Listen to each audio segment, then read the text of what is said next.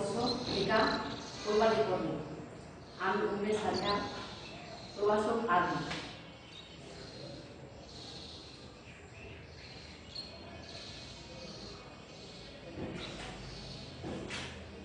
আজকের ক্লাসের টপিকস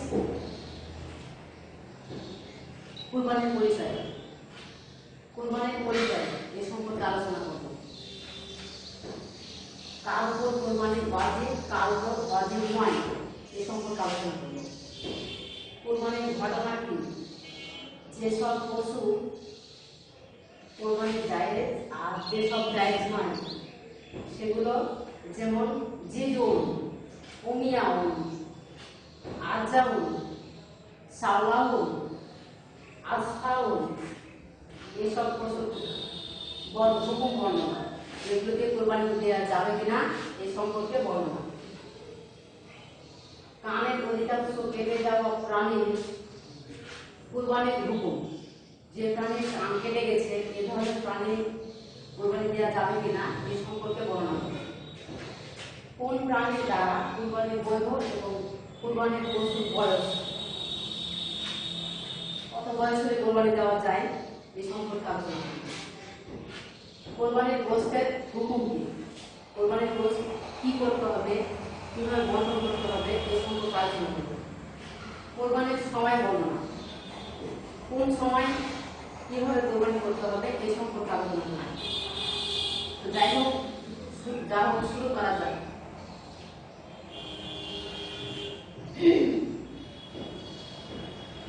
আজকের টপিক হচ্ছে এটি সূচনা। হযরত ইসমাইল আলাইহিস সালাম এবং হযরত ইব্রাহিম আলাইহিস সালাম এর স্মৃতি বিজড়িত এক মহান ইবাদতের নাম কুরবানি। কুরবানি সবার উপর ওয়াজিব নয়, বরং কিছু সামগ্রিকভাবে সামর্থ্যবান মুসলিমদের উপর কুরবানি ওয়াজিব। এই বিষয়ে আলোচনা করা হবে। কুরবানির পরিচয়। অধিয়াতন শব্দ হচ্ছে কুরবানি। আলিফ, দল, হা, ইয়া, গোটা। অধিয়াতন শব্দ অর্থ কুরবানি। এই অধিয়াতন অর্থ হচ্ছে উৎসর্গ করা, পশু জবাই করা, ঈদুল আজহার দিনে যা জবাই করা হয়। স্যাক্রিফাইস, সেটা হচ্ছে কুরবানি। ইসলামী শরীয়তের পরিভাষায় জিলহজ মাসের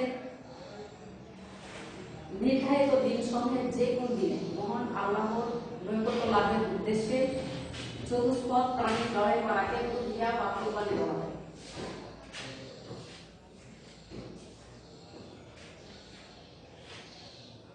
কার উপর কুরবানি ওয়াজিব, কার উপর ওয়াজিব নয়। আলামান তাজিবু উদ্হিয়াত আমান লা, যার উপর কুরবানি ওয়াজিব যেসব মানুষের উপর, আর যাদের উপর ওয়াজিব নয় তাদের বর্ণনা। কুরবানি একটি আর্থিক ইবাদত, ঢালাওভাবে ধনী গরিব সবার উপর ওয়াজিব নয়, বরং কিছু শর্ত সাপেক্ষে এটা নিম্নোক্ত ব্যক্তিবর্গের উপর ওয়াজিব হয়। যেমন আইয়াকুনা মুসলিমান, মুসলিম হওয়া, অমুসলিমের উপর কুরবানি ওয়াজিব নয়। আইয়াকুনা হুরাম, স্বাধীন হওয়া, পরাধীন ব্যক্তির উপর কুরবানি ওয়াজিব নয়। আইয়াকুনা মুকিমান, মুকিম হওয়া অর্থাৎ স্থায়ী বাসিন্দা হওয়া, অস্থায়ী কোন ব্যক্তির উপর বা মুসাফিরের উপর কুরবানি ওয়াজিব নয়। যেমন এ সম্পর্কে হযরত আলী রাদিয়াল্লাহু বলেন, লাইসা আলা মুসাফিরিন জামআতুন ওয়ালা উযহিয়াতুন। আরটা হচ্ছে আইয়াকুনা মালিকা নিসাবি, নিসাব পরিমাণ। সুতরাং ফকির মিসকিনের উপর কুরবানি ওয়াজিব নয়। তবে এই নিসাবের ক্ষেত্রে যাকাতের মতো হাওলানুল অর্থাৎ বছর যে পূর্ণ হতে হবে এমনটা শর্ত নয়। এবার হচ্ছে কুরবানির ঘটনা, কিভাবে ঘটনা ঘটেছিল রাসূলের নবীদের যুগে এই সম্পর্কে আলোচনা। কুরবানির শরীর বিধান নিয়ে কুতুবী প্রণেতা বলেন, প্রত্যেক ধনবান স্থায়ী বাসিন্দা এবং স্বাধীন মুসলিমের উপর কুরবানি কোরবানির দিন তার নিজের এবং অপ্রাপ্ত বয়স্ক বাচ্চাদের পক্ষ থেকে কোরবানি দেওয়া ওয়াজিব। এ সম্পর্কে ইমামদের মধ্যে মতভেদ রয়েছে। ইমাম আবু হানিফা এবং অন্যান্যের অভিমত। ইমাম আবু হানিফা, মালিক, জুফার ও হাসান রহমাতুল্লাহ আলাইহি বলেন, যে ব্যক্তি নিসাব পরিমাণ সম্পদের মালিক হবে তার উপর কুরবানি ওয়াজিব। দলিল মহান আল্লাহর বাণী, ফাসলি লিরাব্বিকা ওয়ানহার।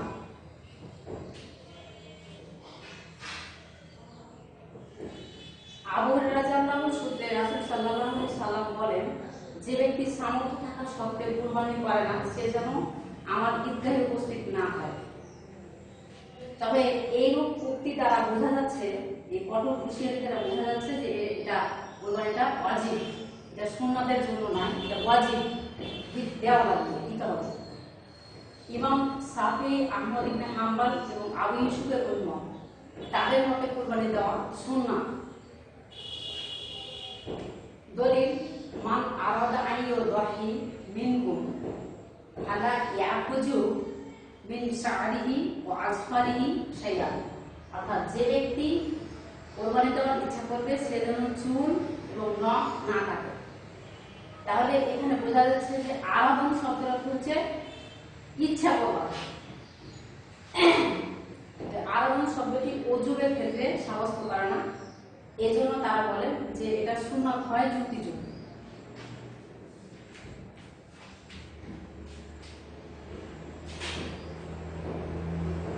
ইব্রাহিম আলাইহিস সালাম একদিন কুরবানির ঘটনা ছিল। ইব্রাহিম আলাইহিস সালাম আউযু বিল্লাহি মিনাশ শাইতানির রাজিম বিসমিল্লাহির রহমানির রহিম রব্বি হাবলি মিনাস সালিহিন। একদিন আল্লাহর কাছে দোয়া করলেন, হে আমার প্রতিপালক, হে আমার রব, আপনি আমাকে একটা সুসংবাদ দিন, একটা নেককার সন্তান দান করুন। আওয়াসালনাহু বিগুলামিন হালিম। তখন আল্লাহ তাকে একটি সুসংবাদ দিলেন নেক সন্তানের। হালাম্মা বালাগা মাহু সায়া ক্বালা ইয়া বুনাইয়া ইন্নী আরা ফিল মানামি আন্নী আযবাহুকা ফানজুর মাযা তারা ক্বালা ইয়া আবাতি ফাল মা তুফআলু সাতাজিদুনি ইনশাআল্লাহু মিনাস সাবিরিন। এরপর ওই শিশুটা যখন একটু তার সাথে চলাফেরা করার মতো, ঘোরাঘুরি করার মতো বয়সে পৌঁছল, অর্থাৎ হযরত ইসমাঈল আলাইহিস সালাম তার সাথে একটু চলাফেরা করার মতো বয়সে উপনীত হলেন। এই সময় ইব্রাহিম আলাইহিস সালাম তার সন্তানকে বললেন, ক্বালা ইয়া আবাতি ফাল। সন্তানকে বললেন যে আমি স্বপ্নে দেখেছি, ইন্নী আরা ফিল মানামি আন্নী আযবাহুকা, আমি তোমাকে জবাই করছি। ফানজুর মাযা তারা, এই ব্যাপারে তোমার মতামত কি, তুমি কি বলতে চাও? তখন ইসমাঈল আলাইহিস সালাম উত্তরে বললেন, আপনি যা কিছু আদিষ্ট হয়েছেন তা আপনি পালন করুন, আপনি আমাকে ইনশাআল্লাহ আপনি আমাকে এর মধ্যে ধৈর্যশীল পাবেন। এরপর এই ঘটনার প্রেক্ষিতে হযরত ইব্রাহিম আলাইহিস সালাম স্বপ্নে 8 তারিখ জিলহজ মাসের 8 তারিখ স্বপ্নে দেখলেন তার সন্তানকে জবাই করছেন। তিনি অপেক্ষায় রইলেন। 9 তারিখ আবার স্বপ্নে দেখলেন যে তার সন্তানকে জবাই করছেন। তখন তিনি বুঝতে পারলেন এটা হচ্ছে আল্লাহর ওহী। আর নবীদের স্বপ্নই হচ্ছে ওহী বা আদেশ, আল্লাহর তরফ থেকে এটা আদেশ। এবার আবার 10 তারিখ রাতে স্বপ্নে দেখলেন তার সন্তানকে হত্যা করছেন, জবাই করছেন। তখন তার সন্তানের মতামত এই জন্য নিয়েছিলেন। হালাম্মা আসলামা ও তাল্লাহু লিল জাবিন। এরপরে ইব্রাহিম আলাইহিস সালাম এবং ইসমাঈল আলাইহিস সালাম উভয়ে আল্লাহর সমীপে তার ইচ্ছাকে পূরণ করার জন্য তার সমীপে হাজির হলেন, অর্থাৎ তার সন্তানকে জবাই করার জন্য কাঁধ করে গলার উপরে শোয়ালেন। ইব্রাহিম, এই সময় আল্লাহ তাকে ডাক দিয়ে বললেন, হে ইব্রাহিম,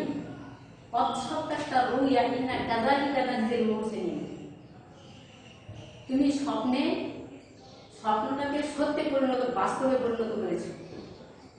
আমি তোমাদের পিতা পুত্র উভয়কে মর্যাদাবান করব। মূলত আমি সৎকর্মশীল মানুষদের এভাবেই পুরস্কৃত করে থাকি। ইন্না হাজা লাউল বালাউল মুবিন, আদিটা ছিল তাদের পিতা পুত্রে তাদের জন্য সুস্পষ্টভাবে পরীক্ষা ছিল। আল্লাহর তরফ থেকে একটা পরীক্ষা ছিল।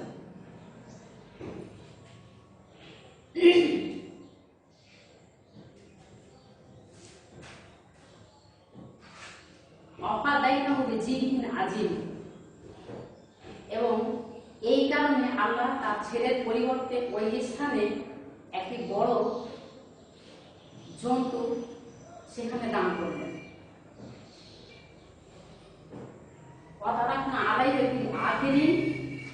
তার সন্তান অব্যাহত রেখে দেওয়ার জন্য অনাগত মানুষের মাঝে যাতে এই বিধান চলতে পারে, এই জন্য তার স্মরণটা রেখে দিলেন, অব্যাহত রেখে দিলেন। অনেকে বলেন যে এটা ছিল একটা সাধারণ দুম্বা, কিন্তু এটা আকারে বড় ছিল, হৃষ্টপুষ্ট ছিল, এই জন্য এটাকে আজিম বলে সম্বোধন করা হয়েছে। আবার কেউ কেউ বলেন যে এটা ছিল জান্নাত থেকে নিয়ে আসা, আল্লাহ হযরত জিবরাইলের মাধ্যমে জান্নাত থেকে নিয়ে এসে সেই স্থানে দান করেছিলেন। এই জন্য তাকে যেহেতু জান্নাতের জন্তুটা জান্নাতের, তাকে সম্মানিত বোঝানোর জন্য আজিম শব্দটা ব্যবহার করা হয়েছে। এবার হচ্ছে যেসব পশু কুরবানির জায়েজ আর যেসব জায়েজ নয় সেগুলো, যেমন জিজুন, জিন জাল আইন, জিজুন এই ধরনের কুরবানি, এটা কুরবানি দেওয়া যাবে কি যাবে না, কি অবস্থায় যাবে, এই সম্পর্কে বলুন। এই জিজুন ফিকাহ শাস্ত্রের পরিভাষায় জিজুন হলো সাতুন লাহা সিত্তাত আশহুরিন, অর্থাৎ 6 মাসের তরতাজা মোটা দুম্বা বা ছাগল, যেটা সাধারণত এই ধরনের ছাগল কুরবানি দেওয়া জায়েজ নয়। তবে এর হুকুম হচ্ছে যদি মোটা হয়, এই বাচ্চাটা পুরো 1 বছরের বাচ্চার মতো দেখায়, এই 6 মাসের দুম্বা বা বকরিটা যদি 1 বছরের দুম্বা বা বকরির মতো হয়, তার মতো দেখায়, তাহলে তার দিয়ে কুরবানি করা যায়, বৈধ। এবার ওমিয়াউন শব্দটি উম্মন থেকে নির্গত, আইন মিম ইয়া, উম্মন থেকে নির্গত। এর শাব্দিক অর্থ হচ্ছে অন্ধ হওয়া। ইসলামী শরীয়তের পরিভাষায় উমিয়া বলতে এমন পশুকে বোঝায় যে পশু উভয় চোখে অন্ধ, দেখতে পায় না, এমন পশুকে বোঝায়। আর এই উমিয়া দ্বারা কুরবানি প্রসঙ্গে ইমামদের সর্বসম্মত অভিমত হচ্ছে এইরকম পশু দ্বারা জবে কুরবানি করা যাবে না। কারণ রাসূল সাল্লাল্লাহু আলাইহি ওয়াসাল্লাম পশু কেনার সময় তার কান এবং চোখ দেখে কুরবানি করার নির্দেশ দিয়েছেন, কিনতে নির্দেশ দিয়েছেন। আর অন্ধ পশু কোরবানি দিতে নিষেধ করেছেন।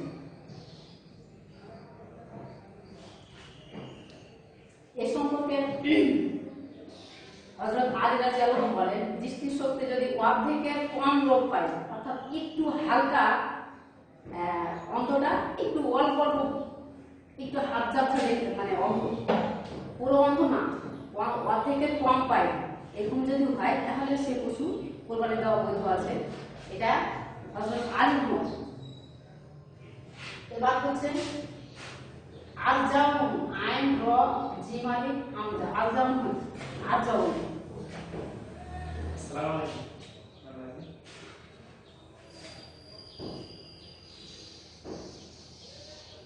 আরজাউন দ্বারা কুরবানি বিধান, এর শাব্দিক অর্থ নেংড়া, খোড়া বা বিকলাঙ্গ পশু। আরজাউন, আইন র জিম আলিফ হামজা, আরজাউন হচ্ছে নেংড়া, খোড়া বা বিকলাঙ্গ পশু। ফিকহের পরিভাষায় এমন নেংড়া পশু যে পানি থেকে জলের উৎসাহ করতে পারে, সক্ষম হয় না, এর প্রকৃতিতে সর্বসম্মতি অনুমান হচ্ছে, এবং এ ধরনের পশু দ্বারা কুরবানি দেওয়া বৈধ হবে না।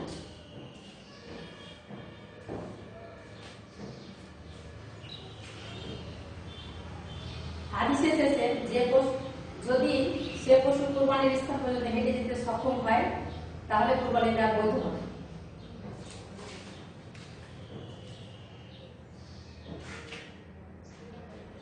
সাওলাও সাওলাও শব্দের অর্থ হচ্ছে আল মাজনুন, পাগল। ইলমুল ফিকহের পরিভাষায় এমন পাগল প্রাণী যে হাত ও বাড়ি গ্রহণ করে। মূলত সাওলাও বলতে এমন পাগল প্রাণীকে বোঝায় যা অস্বাভাবিক আচরণ করে। শেষ করো আস্তে আস্তে। যদি এই পশু ঘাস পানি খাওয়া ছেড়ে দেয় তাহলে এমন ধরনের পশু জবাই করা, কোরবানি দেওয়া বৈধ হবে না।